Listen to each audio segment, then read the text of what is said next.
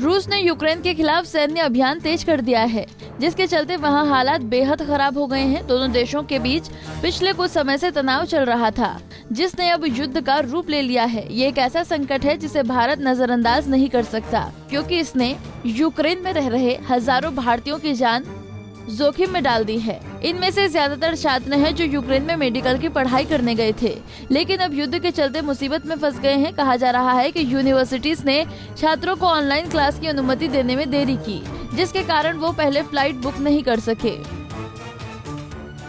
फिलहाल सरकारी आंकड़ों के मुताबिक यूक्रेन में करीब 18,000 से ज्यादा भारतीय छात्र छात्राएं पढ़ाई कर रहे हैं, जबकि रूस में भारतीय छात्रों की संख्या 14,000 के करीब है। इस हिसाब से दोनों देशों में लगभग 32,000 भारतीय छात्र पढ़ते हैं।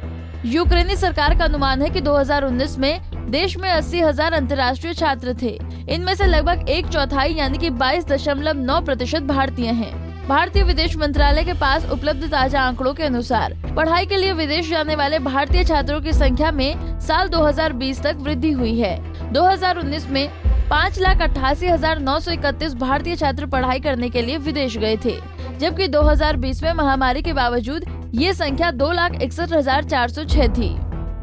ये आंकड़े बताते हैं कि 2021 में 28 फरवरी तक 31,769 छात्र पढ़ाई के लिए विदेश गए। इनमें से कई छात्रों ने यूक्रेन, रूस, फिलीपींस और यहाँ तक कि बांग्लादेश जैसे देशों का भी रुख किया है। अब सवाल उठता है कि इतनी बड़ी संख्या में भारतीय छात्र पढ़ाई करने, खासतौर पर डॉक्टर बनने के लिए विदेशों का रुख क्यों करते हैं। दरअसल भारत की तुलना में इन देशों में डॉक्टरी की पढ़ाई का खर्च, प्रतिस्पर्धा भी बहुत कम है। मीडिया रिपोर्ट्स के मुताबिक भारत में मेडिकल की अनुमानित 1 लाख सीटें हैं और हर साल 16 लाख से अधिक छात्र नीट की परीक्षा देते हैं। कोचिंग इंस्टीट्यूट के अनुसार देश के सरकारी कॉलेजों में अंडर ग्रेजुएट लेवल पर 40,000 सीटें हैं, जहां 5 साल के MBBS कोर्स के लिए सालाना फीस 1 लाख रुपए से कम होती है।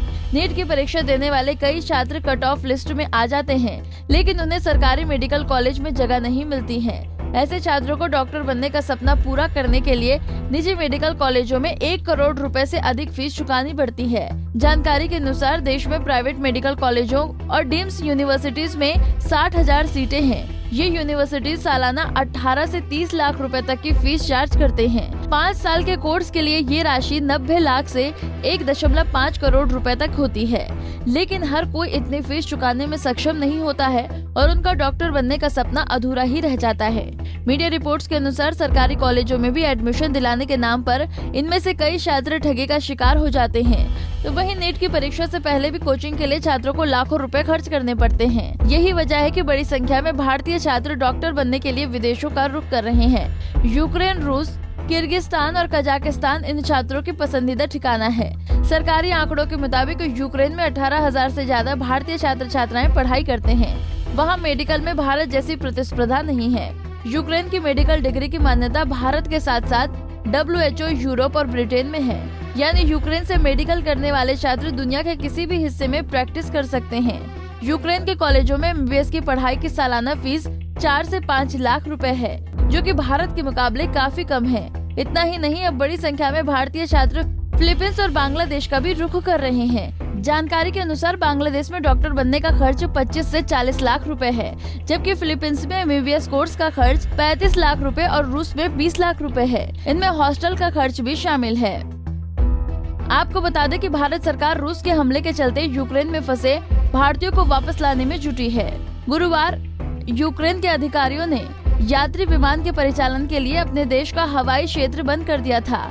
इसलिए भारतीयों को वापस लाने के लिए बुखारेस्ट और बुडापेस्ट से उड़ानें परिचालित की जा रही हैं। यूक्रेन की राजधानी कीव में भी भारतीय दूतावास अपने नागरिकों के लिए एक एडवाइजरी जारी करते हुए कहा है कि वे भारत सरकार के अधिकारियों के साथ पूर्व समन्वय के बिना किसी भी बॉर्डर पोस्ट पर न जाएं। हमसे जुड़े रहने के लिए हमारे YouTube चैनल को सब्सक्राइब करें और नई वीडियो की नोटिफिकेशन के लिए बेल आइकॉन को दबाएं। अगर आप ये वीडियो Facebook पर देख रहे हैं तो लाइक जरूर करें और ज्यादा से ज्यादा शेयर करें। धन्यवाद।